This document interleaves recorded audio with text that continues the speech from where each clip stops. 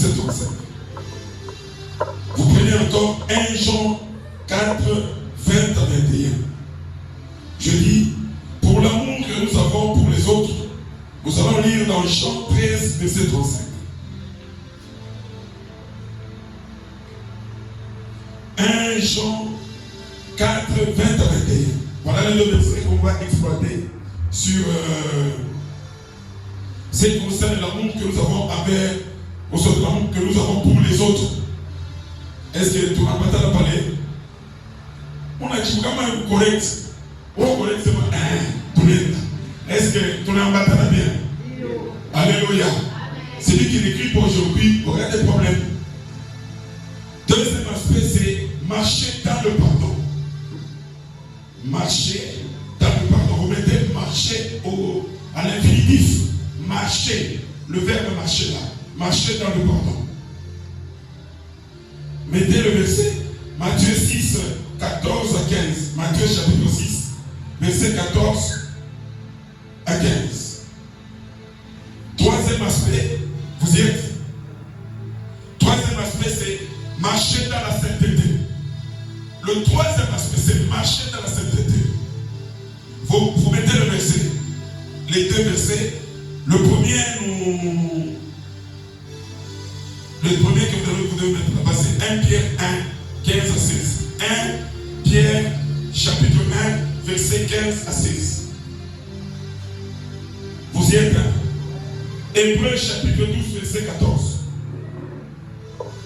On y est.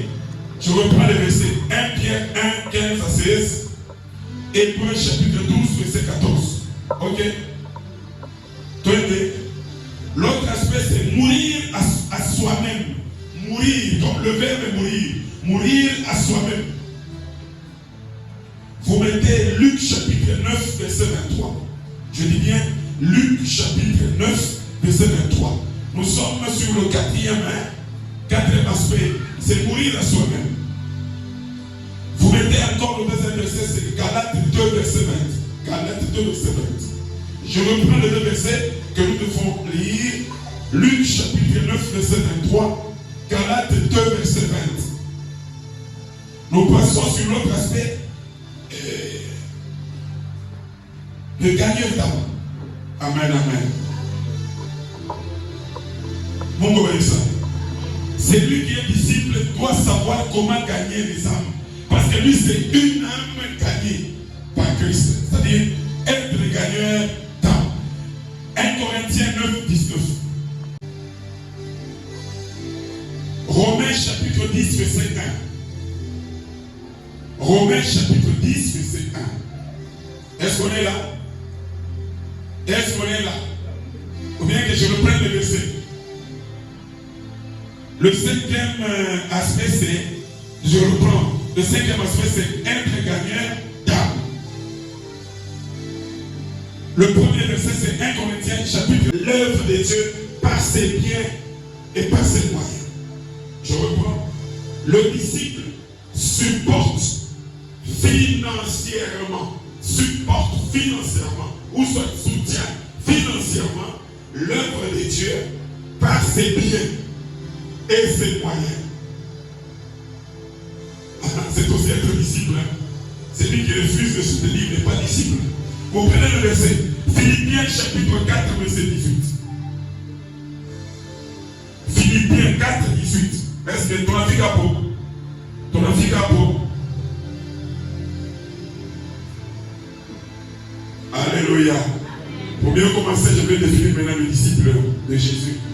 Un disciple de Jésus, c'est quelqu'un qui a reçu Jésus comme sauveur et Seigneur. Et qui le suit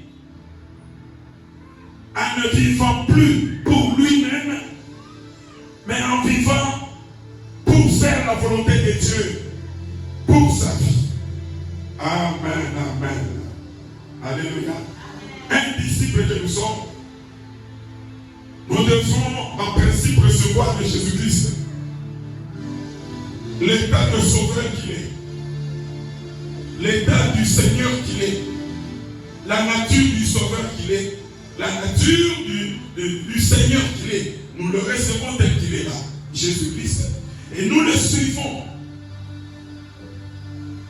Pas pour vivre pour nous-mêmes, mais pour vivre pour lui et pour sa vie. Toi, tu dois vivre pour la vie de Jésus. Tu ne dois pas vivre pour ta vie, non. Lui aussi, il s'est donné sur la croix pour te donner la vie. Amen, amen, amen. Il a été mis à mort. Il s'est sacrifié, il a perdu sa vie pour ta vie propre. Pour te donner une vie que personne ne peut te donner. Que personne ne s'en donne. Nous retournons tout petit peu. Le premier aspect, c'est quoi?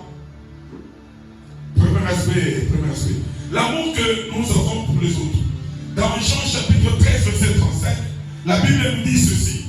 À ceci, tous connaîtront que vous êtes mes disciples. À quoi? Tous peuvent reconnaître que tu es disciple. Tous peuvent reconnaître que nous sommes disciples. Si vous avez de l'amour les uns pour les autres, donc dans une église telle que nous sommes, si nous manquons l'amour, m'appelle de tout, il y a Chilani, coupé de tout, Chilani, en paix, à Paris. Tu peux aimer Chilani, tout te conseille, on appelle les gens, c'est bien parce que quand tu trouves cela dans la Bible, il faut aimer. Tu peux aimer, peut-être une fois c'est la vie, tu peux aimer.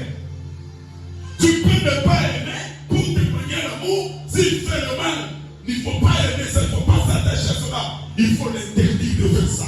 Il faut l'aider à ne pas faire ça. Voilà le vrai amour. Amen, amen. Si nous ne nous aimons pas les uns les autres, l'église n'existe pas. Le verset suivant, c'est, pour le premier aspect, 1 Jean chapitre 4, verset 20 à 21.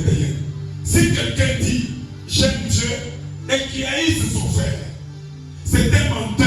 Qu'amour ton assaillant, en plein amour. Et oui, en plein amour. Tu ne dois pas haïr ton frère. Tu ne dois pas haïr ta sœur. Tu ne dois pas haïr ton pasteur. Tu ne dois pas haïr les prédits. Tu ne dois pas haïr n'importe qui. Tu fréquentes avec lui, tu pries avec lui, vous participez même ensemble à la Sainte Seine. Mais vous ne vous aimez pas. Mais tu n'aimes pas. Non. Il faut enlever l'astuce de haïr les autres afin de témoigner qu'ils sont vivants. Si quelqu'un fait ça, il est menteur. Sois trompé. Tu peux tromper l'homme. Et l'homme ne peut rien faire. Mais si tu trompes Dieu, tu n'es pas disciple de Jésus. Amen. Car c'est lui qui n'aime pas son frère qu'il voit. Car c'est lui qui n'aime pas son frère qu'il voit. Comment peut-il aimer Dieu qu'il ne voit pas? Où l'on peut te montrer comment naïf? Est-ce que vous avez qu'à vous perdre l'amour où l'on est? Donc il y a existence de l'église si nous aimons quelqu'un que nous voyons avec les yeux. Ça ne se pas là que Dieu va nous prendre et nous démontrer ce qu'il est. Nous donner le cœur de l'aimer. Tu ne peux pas aimer le Dieu que tu ne vois pas. Aussi longtemps que tu t'entends haïr le frère, la soeur, la maman, le papa que tu vois.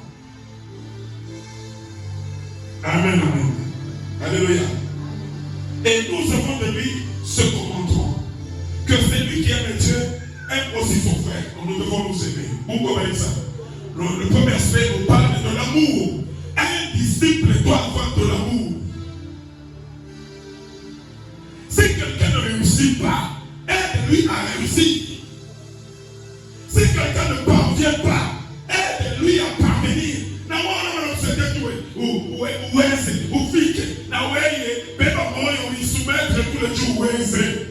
Parce que c'est la grâce va se poser sur toi, la gloire va se poser sur toi. Quand on dit que c'est un problème. Alléluia. Si tu n'es pas prophète, là il n'y a pas l'amour. Ça c'est le premier aspect, l'amour envers les autres. Il y a une question que tu peux te poser, est-ce que j'aime les autres? Je peux aimer les autres. Quand on peut dans le diable, on tombe. Deuxième aspect, c'est marcher dans le pardon. Matthieu 6, verset 14 à 15. Si vous pardonnez aux hommes leurs offenses, votre Père Céleste vous pardonnera aussi. Il y a un problème. Oui, tu peux te pardonner. Car Jésus t'a présenté auprès de son Père. Mais vérifie dans ton cœur. Si tu n'as jamais pardonné, amen.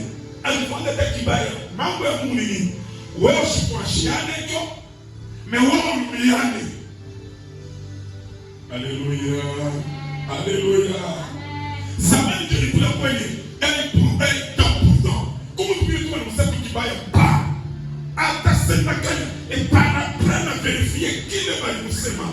C'est comparativement caractère qui est difficile et dans cela quelque part de chasser l'humilité. Mais pour le coup, pour le chakuma, la conclusion est chambillée. Non, tu ne demandes pas d'être disciple de Jésus. Tu as besoin d'être vrais disciples qui doivent l'adorer en esprit et en vérité. Tu n'es pas disciple, tu n'as pas l'esprit de Dieu. Tu n'es pas disciple, tu n'as plus la vraie adoration dans laquelle Dieu peut te visiter, Dieu peut te remplir de puissance, Dieu peut faire de toi un homme de différence en qui il va combler une certaine option de différence. Tu n'es pas disciple, l'option de différence ne sera pas avec toi. Tu ne vas pas me lire à où t'as à où t'as à où t'as où tu vas bloquer parce que l'Éternel aime bien cet aspect-là. Amen. Alléluia. Mais si vous ne pardonnez pas aux hommes, votre Père ne vous pardonnera pas non plus vos offenses. L'Église de Dieu et moi et toi, il y a des gens qui nous ont fait beaucoup d'histoires de Bible.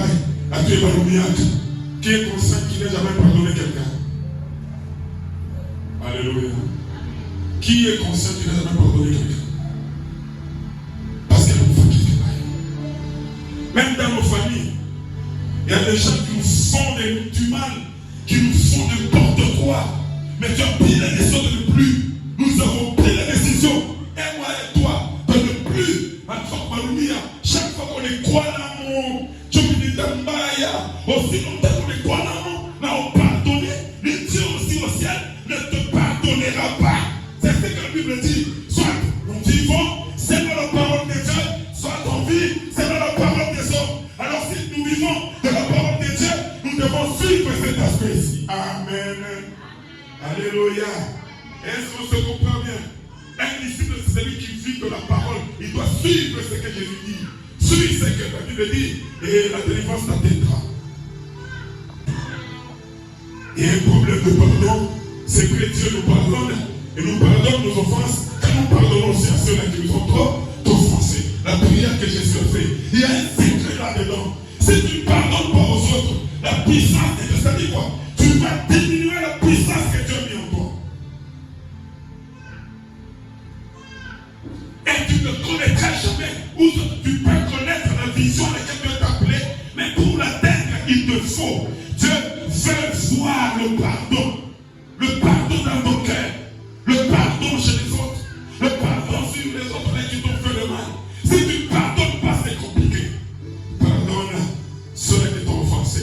Et l'Éternel Dieu automatiquement te pardonnera. Alléluia. Alléluia. Ça c'est la marche dans le pardon. Ah, aujourd'hui nous apprenons. Même quand Dieu nous pardonne, il cherche à acheter à notre pardon. On est disciple quand Dieu marche dans notre pardon.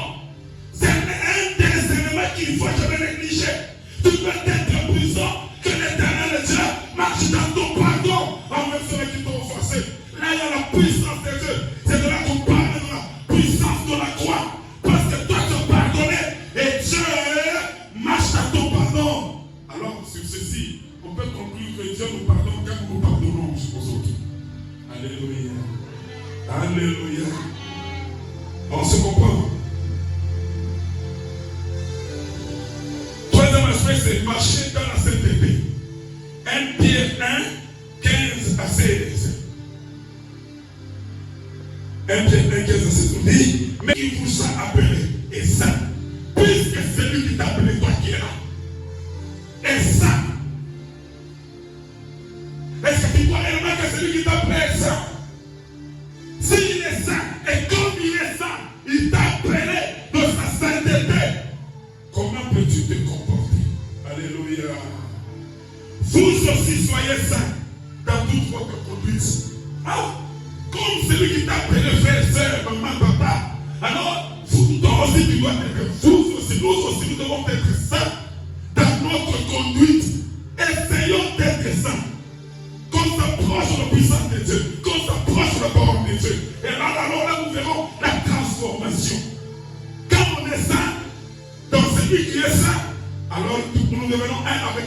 il agit, il opère, il fait tout ce qu'il veut. Et sa volonté est là. Sa volonté est là. Alléluia. C'est nom qui est écrit. Vous serez saints, car je suis saint. C'est que comme vos disciples, le Dieu qui t'a appelé à être disciple, le Dieu auprès de qui, en qui tu es disciple, lui il est saint. Il t'exige, il t'oblige à être saint. Pour que ton adoration soit sainte, en fait, tu la reçoives avec l'ardeur divine. À ce moment-là, tu verras les exploits qu'il fera avec toi. Dieu fait les exploits avec les autres qui sont saints. Parce qu'il est saint. Les exploits se font dans la sainteté de Dieu. On est saint, il est saint. On est en lui en tant que saint. Parce qu'il est saint, il exploite des choses compliquées pour nous encore. Il fait un moment comme il y a Tchao. Tout le monde peut faire n'importe quoi. Tout le monde peut faire bilan. Mais parce que tu es saint, dans celui qui est saint, et toi et lui, dans la sainteté, tu feras des exploits avec lui. Tu écraseras tes ennemis. Tu renverseras tes adversaires. Tu changeras le temps.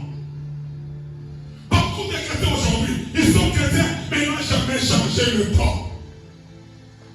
Ton temps peut changer parce que toi tu lis de Dieu. Celui qui lit de Dieu, il doit être saint dans celui qui l'a appelé saint. Et tout ça serait tout dans la sainteté.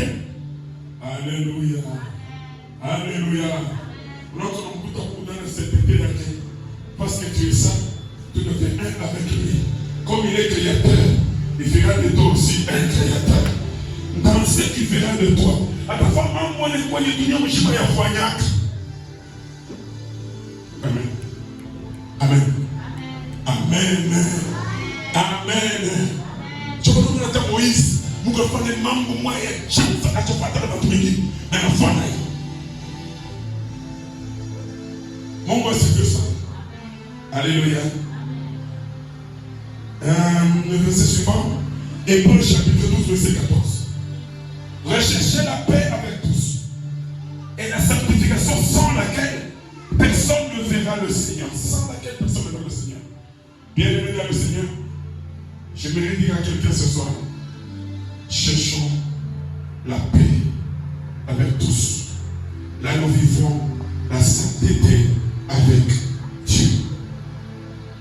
Cherchons la paix. Cherchons la paix. La paix avec les hommes et la sanctification avec Dieu.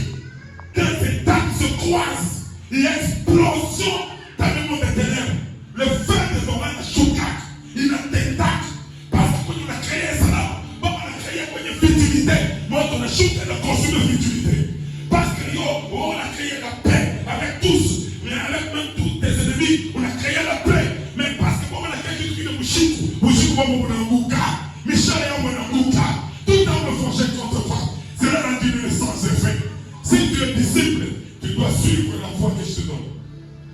Amen, amen. Il y en a ces 6 comme ça. Et je m'arrête d'abord sur les 3. Et on va continuer après. On va actualiser ça. On va tout aider. Amen, amen.